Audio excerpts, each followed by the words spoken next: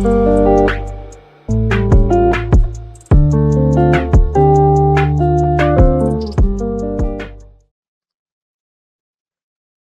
่อสงค่าพี่น้องผู้ชมยินเสียงใต้ตีนับยำกุจกูปาแก้มลิกตั้งสายลมอีกปาดังขาวลุงแรงเปิงไหลมาหุบโทบพบยากันกว่าแทงวันหนึ่งเงาเขาย้อนหาตั้งหักแม่ตาตั้งนิมใจตั้งโจมเสือมนเปียวตีลูกตีเถาลาพลาเป็นเจ้าเฮาขามาน่ะแต่อยู่ในหัวใจเฮาคากว่าหางผาหางมันสิกรรมค่ะความปูหมอนคอหนึ่งก็ดีเฮ็ดให้ขาดต้องอยู่หันดอดถึงวันมาแล้วเนี่ยก็บ่มันเป็นข้อความที่ลำลองอะเยอย่าแต่บ่ว่ากันนะเว้ยก็เฮาคำและอยู่ณกับปานนั้นสิตาก็เฮาขายุ่มไรเขาว่าข้อความเจ้ามุญญาคุณอคำนั้นน่ะมันมีอ่านนะแต่บ่ว่าความใดมีไว้ว่า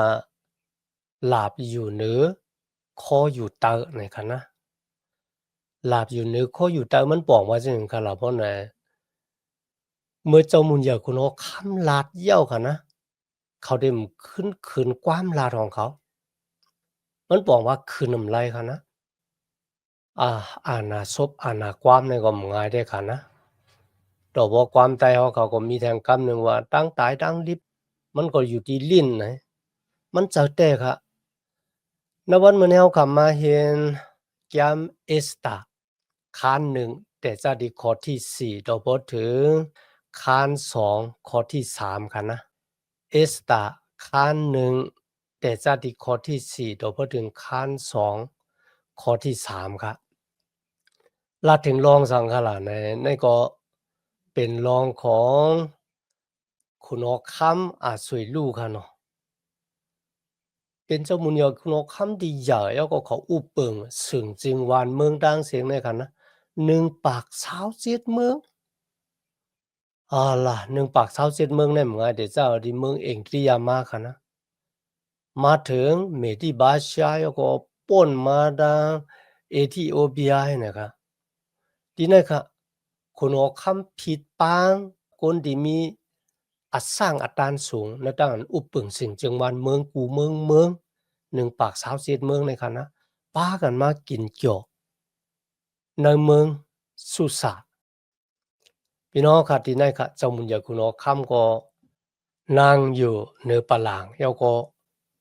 มันเป็นป้อยเหยื่อป้อยหลวงที่เขาลุงนางเบิ่งเลยลาดกว่าที่ป่นมาค่ะนะตั้งเสียงเจ้ามุญเหยื่อคุณเอาคำเฮ็ดป้อยเนี่ย1ปาก80วันค่ะพี่น้องมีสิ่งจึงวันเมืองละที่เฮ็ดป้อยต่างหึงมัน1ปาก80วันบ่ยอก็ปางคนที่เป็นเจ้าเป็นขุนหมู่หมัดพ้องเมืองลุกศึกเนาะเจ้าก้อนตับศึกก็ที่มีนำกะตังแขนทั้งหลายเนี่ยเล่งดังเสียงเนี่ยนะ6เดือนเต็มๆครับ วายสิเจหกเหลือนเนี่ยคันนะคุณหอคำซ้ำแต่ปล่อยเลี่ยงกวนหวานกวนเมืองแถง7วันค่ะ1ปาก87วันดีๆค่ะนะเฮาโกนที่อยู่ในเมดิบาชาในค่ะนะมากินหรือสินั้นก็จอมหนังที่พี่น้องขาหันในปุ่งหางในค่ะนะเดเจ้าตั้งเหนือมันตัวพูดถึงตีปื้นมันน่ะเนี่ยในหางในหอเขาเนี่ยมันหางดีหางงามแต่อันเนี้ยมันก็เปี้ยนี่ตั้งอันตัวเจ้าเก่าเนี่ยเป็นโกติมากมีหลีเป็นมอกาหือในคันนะโกติเลยเข้ากว่าเนื้อป้อยในคันนะเขาว่ามันเหมือนจังเป็นคนที่มีมนต์เสน่ห์ยาวแต่ว่าได้ว่าจังไหนคะหรือฉะนั้นกาค่ะนะจะว่าอาถรรพ์มากค่ะนะว่าโอ้ว่าเขามาเนื้อปางป้อยในกินในไล่ในมันจ้ะค่ะเลยอาถรรพ์มากจังหนังนั้นครับหรือฉะนั้นก็ นางหอค่ำค่ะนะมีชื่อว่าวาสตินะที่เป็นแม่ของเจ้ามุญเหยื่อคุณหอค่ำเซอร์ซิสอาจสวยรู้นะคะเนาะเขาก็เฮ็ดปล่อยเลี้ยงนางยิงค่ะนะ1ปากชาวเจ็ดเมืองเนี่ยมื้อเขามามันจะว่าเขามาโกดเดียวค่ะรุ่นเนาะอาบได้ป้าลูกป้าเมเขาป้าเมเขามาป้าลูกได้เฮาข้ามรู้ค่ะนะที่ไหนค่ะนางหอค่ำวาสติก็เฮ็ด ปล่อยเลี้ยงนางยิงดังหลายก็คือว่าณกะปานนั้นค่ะนะเขาได้เพค่ะเนาะ นางยิงก็หลุดเลยอยู่แทงตีหนึ่งกนใจก็หลุดเลยอยู่แทงตีหนึ่งเนี่ยเนาะปางป้อยในค่ะนะพุทธิราชว่ามันเป็นตั้งอันกินเร่งดีอ่ำป่องลองป่องหูนะปุนดาวเขาก็อาเตว่นจากใครจากซึ่งหนังไหนกุ้ยกาดินเนี่ยครับมันเปี้ยนนี่ว่าคุณเอาคำอาสวยลูกเนี่ยข้าเนี่ยเป็นคนมักมีดีเป็นมอกะเหรอมันเหมือนจังเขาห้องโกนเจอในมาปุนดาเดหาโกนเจอในหับขามเขาว่าเขาเนี่ยเป็นผู้ที่มีน้ำกัดตังแขนเป็นผู้ที่มีทางอ่อมอย่างปะโยก็ตีเฮาสึงจึงวันเมืองดังหลายเนี่ยปั่นแห้งเขาก็บอกว่าน่ากินให้เขารู้ไรกว่าตึกกันดังกวนเมียวกลิกค่ะนะอเล็กซานเดอร์มหาราชเนี่ยมีที่บ้านชาก็เยอะค่ะกุ้ยกะเนอขิงได้ค่ะนะเขามีแผนการดีๆกว่าตึกสึงจึงวันเมืองกลิกเขาหาหนึ่งปากเช้าเจ็ดเมืองเนี่ยมาอยู่ภายเขาเจ้าก็โฮมปางตึกกว่าจอมเขากุ้ยกะที่นั่นค่ะพระเป็นเจ้าไลฮอทาไว้ค่ะเนาะเมื่อเขาค่ะอ่านที่ตันเยล่าหันขุนนางช้างทู่กวักหูเป็นคำค่ะนะตีแขนตีหน้าอกสำเป็นเงินไหนเนาะมาถึงดีต้องตั้งขาในค่ะนะซ้ำเป็นต้องเหลืองเลยก็เพราะฉะนั้นครับตั้งอันเขาอ่างอ้านดีกว่าตึกกันดังสิ่งจริงวันเมืองกลิกเนี่ยเป็นจึงหือมันถึงตกสุมกว่าปัวพระเป็นเจ้าลาดไว้เอาค่ะนะพี่น้องค่ะที่นั่นค่ะนะปางเลี่ยงป้อยเลี่ยงบอกเนี่ยมันจับแสงกันดังศาสนามันจับแสงกันดังลองของพระเป็นเจ้าค่ะนะมันเป็นตั้งเลี่ยงปุนดาเดโชเอาสิ่งจริงวันเมืองดังหลายมาอยู่ภายเขามอกกะนานกุ้ยครับในข้อที่5ครับพี่น้องค่ะเมื่อโป้นวันเจอนั่นกว่าเจ้าเนี่ยครับคุณหอคำกว่าเล่งโกนวันโกนเมืองแทง7วันลูกอ่อนก้นหลวงครับเท่าหนุ่ม3ปานแม่ยิงก้นจ้าเนี่ยป้าเข้ามาในหางในหอแล้วก็เล่งในข่าวตั้ง7วันดีหลีอาโลพี่น้องมันเป็นป้อยอะป้อยหลวงแท้ๆว่าๆเขาเนาะคำแนวคำมาด้วยค่ะในกาปานเมื่อเหลียวในอะจ่องมีโกนตึกหาเยืองจอมคุณหอคำอาสวยลู่อยู่ห้าเนี่ยพี่น้องค่ะมีกงมณีอันหนึ่งนะครับแหละใครลาดว่าเป็นกงมณีสังคะนะกงมณีทุกก้าเนี่ยครับแหละเฮ็ดก้าออกมาเขาหาสึงจึงวานเมืองที่เขากว่าขายก้านั่นน่ะเฮาผู้อ่อนโหจังได๋อะกว่าปืนข่าวว่าก้าของเขามันดีเหมาะกะหือเนี่ยพี่น้องค่ะเขาลงอันล่างแล้วก็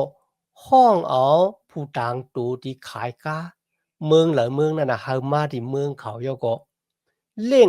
กินเจาะเพราะย่อเขาก็ขายตังวนเขาว่าก้าที่เขาถูกออกมาล้ำเหมามาเหลียวไหนนะมันดีจังไหนมันเข้มจังไหนอะเนี่ยเพราะย่อเขาผู้ต่างตูจังไหนขึ้นไหวปอกมือสึงจึงวันเมืองผาสึงจึงวันเมืองมันย่อก็มือเหมือนจังยุกยองนั่นค่ะนะอ้ามว่าก้าล้ำในแขนอะไรเนี่ย อันนั้นก็เป็นเรื่องอันหาอากิวค่ะนะหาอากิวบุญดาโดเจ้าเก่าพี่น้องค่ะอันนั้นเป็นสภาวะของโกนเนี่ยมันปุดลายนะมันจะว่านักกาปานมือ3เหงปีปลายที่ป้นมาโอ้ยมันจะกันนะนักกาปานไม่เหมือนกันนะพี่น้องค่ะต่างวนจากใครจากของคนมันมีดังแปลกเปิงแต่ค่ะนะก็เป็นจังได๋ครับณวันเหมือนในเจ้าหนังที่เฮาคาหันค่ะว่ากงมันนี่แล้วก็ย่อค่ะนะเพราะว่าเขามีทั้งอันกินเล้งเนี่ย แต่มียาเมากำที่อีสุดเราอะปียาใช่ไหมคะเนาะมีวันหนึ่งค่ะคนที่อยู่มาตำจากในสุวิสุเขาก็เป็นก็ที่อสังหาตันสูงก็หนึ่งก้อยก็ที่สูงหรือเขาก็ซ้ำมีแทงกันเนาะปายสิเฮ็ดปอยยาวอะก็ที่สูงหรือเขานั่นนะมาห้องเขาก่อนเนาะที่เหตุการณ์เนี่ยก่อนลัดว่าก็เปือสังวันนั้นน่ะสุ่มกินเหล้าจอมแขกตั้งหลายที่มาเนาะปอยเนี่ยอาพี่น้องเอาค่ะ อันนี้เอากว่ามามันเป็นตั้งอันอาถรรพ์มาเอาค่ะนะกุยกันนะขิงที่อาสวยลูกเลี่ยงกวนหวานกวนเมืองเนี่ยมันน่ะมันไหลอาถรรพ์มากค่ะกินก็ไล่ไม่กินก็ไล่ครับมันเป็นสังขารนะกำเนิดเอาค่ะมาถึงข้อที่10ครับพี่น้องค่ะในวันที่7นะครับเป็นวันรื่นสุดของปอยเหย่าปอยหลวงเนี่ยครับเนาะมีทั้งอันกินน้ำเหล้าหมักสปีดว่ากินจอกกินม่วนกัน ว่าสินั้นค่ะคุณหอคำอาสวยลูกห้องกุนเจอมันมาลาดว่าเฮากว่าปางนางหอคำว่าสติแล้วก็เฮิงเสอสลับผูมาปะปุนดาสังเลยปุนดาเฮานางหอคำก็เนี่ยมาจุกอยู่ตัวหน้าแขกอามาได้เป็นกวนวันกวนเมืองก็ย่อปุนดาก้นดังหลายเดเลยหันดังหางดีหางงามของนางหอคำว่าสติเนี่ยอาพี่น้องเฮาค่ะอันนั้นก็ลีอามจากค่ะนะ ข้าเฮาเปิ้นอ้ามว่าเมเฮาห่างดีบ่กะฮือในกันเนาะกุยค่ะพี่น้องในข้อที่12ค่ะนะว่าให้เสโกนดีกว่าห้องอะมาจูขุนหอค่ำแล้วก็มาสอบแซ่บมันว่านางหอค่ำว่าสติมาค่าเนี่ยมันเถียงแบดเขาอ้อเนี่ยอาล่ะพี่น้องเจ้ามุนอย่ากุนหอค่ำอาสวยลูกจือลำเต๊ะๆบ่ว่าก็บ่สังคะล่ะก็บ่ว่ามันใครหานางหอค่ำว่าสติเนี่ย มาเปียนี่ตั้งห่างดีของมันหาโกนดังหลายๆอ้ามอะก้วยหนานนักขิงเนี่ยแขกตีเปิ้มุงทำห้องทับเปิดตัวอยู่นะคะนะเมื่อไรตีมาเนี่ยเผื่อเขาฮู้ว่านางว่าสติเถียงแบดขุนหอคำเนี่ยนะพี่น้องค่ะโกนดังหลายวนจึงค่ะอะขุนหอคำบ้านนั้นยังเป็นจึงเหรอแน่ตัวหนังเมนางมันน่ะมันยังสั่งอะไรอะเนี่ย ไหนว่ามันกัดแขนนะไหนว่ามันได้ป้าเขากวาดตึกกันดังสิ่งวันเมืองกรีกนะไหนรู้ตัวหนังเมมันก็ดำถ่อมความมันไหนกันเนาะ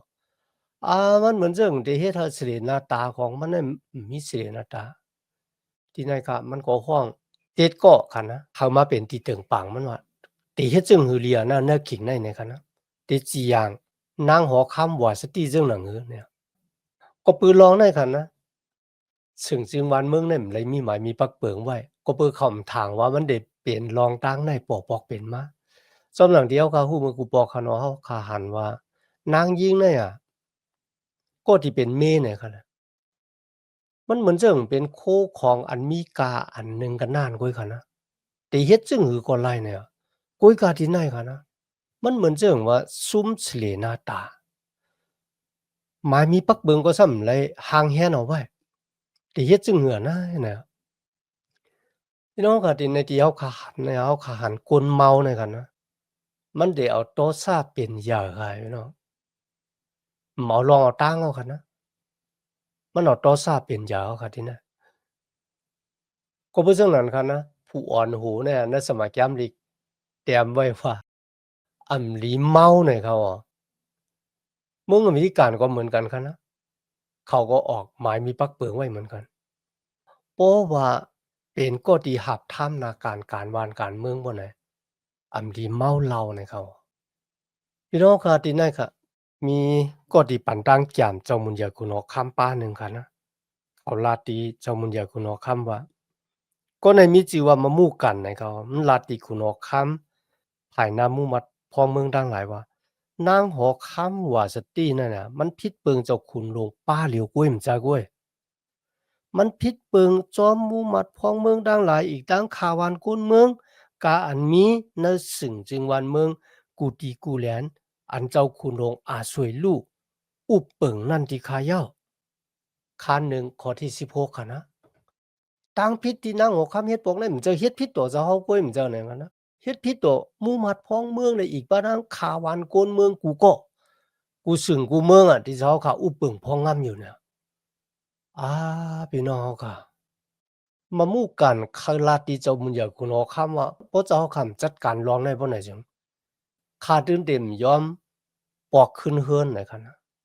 ก็เบอร์สังขนาดนั้นก็พูดว่าเนี่ยแต่เจ้าวันมื้อเลียวในกว่านะคนที่เป็นผัวเนี่ยเตรียมมีอาณาอุปเปิงเมของดูเจ้าเก่าหรือฉะนั้นก็เจ้าเขาจะเลยขามดังอันทางเรียกรู้หลายที่โกนหวานโกนเมืองดังหลายก็บ่นั่งหัวค่ำว่าสติละเฮ็ดผิดแท้ๆเนี่ยที่เฮ็ดจังหนังหือล่ะเนี่ยพี่น้องค่ะที่ไหนอะก็ที่ปันดังแก่มันเขาลาดว่าจังค่ะเฮาช้านั่งหัวค่ำว่าสติในโลง เขาเป็นนางหอกค่ำอะเขาเป็นมเหสีเอาไหนคะนะโป้ย่อนะครับเขารู้ส่งดีกว่ากูสึงจึงวานเมืองที่เจ้าเขาอุปึงอยู่นั่นน่ะภาษาความลัดเมียวเหลอเมียวนั่นลิกเมียวเหลอเมียวนั่นเยาก็ สูงกว่ากูเมืองว่าเฮาก้นซ้ายก็ที่เป็นผู้เนี่ยเป็นก็ที่มีอาณาอุปึงเมของดูเจ้าเก่าอันนี้เป็นไม้มีปักเปิงของเมดิบาชาอันมีก้นก็ละปุดลายแหลกลายเนี่ยพี่น้องคำเมื่อจะมุนอยากคุณเอาคำไรยินเจ้าเนี่ยก็หลูเฮ็ดเจ้านั้นน่ะเนี่ยคำเลื่อนสุดเขาก็แต้มลิกยาก็คุณเอาคำก็ตอกจุ้มยาก็สูงกว่ากูวันกูเมืองโกนใจมีอาณาอุปึงเมของดูเจ้าเก่าอำว่าโกนใจก็นั่นน่ะที่เป็นก้นแต้มยอมก็ที่เป็นเมตื้นหรือไรถ่อมซบออกความเขาโลพี่น้องเฮาค่ะก็เพราะฉะนั้นนะวันเหมือนในค่ะนะก้นที่แต่มาเป็นผู้อ่อนโหเนี่ยเขาว่ารู้ไรกว่าจามด้วยใจสะพอนตาพี่น้องค่ะมันจะคุณเอาคำอาจสวยลูกไว้ค่ะนะจอมหลังเดียวค่ะหันอำว่าได้เป็นคุณเอาคำซีซ่าออกัสตัสค่ะนะคุณเอาคำเกษาเมืองโรมาอีกว่าดังอัตตอพิดเลอร์บ้าค่ะนะก็เพราะฉะนั้นเอากว่ามาผู้อ่อนโหซะเนี่ยเอาใจสะโพอเอาโตซ่าของดูเจ้าก็เป็นใหญ่กว่าแปดค่ะนะมันจะลองจะตั้งอย่างนี้ค่ะเนาะดีเฮ็ดจังหนังไหนหรือฉะนั้นมันกาค่ะนะที่เฮาคาไลหันน่ะนิบุคัดเนซาร์ของเมืองปาบูลุนน่ะก็มีใจเฉพาะจังหนังไหนค่ะกว่ากินเยอะกินยาอยู่7 ปีลีๆค่ะเนาะ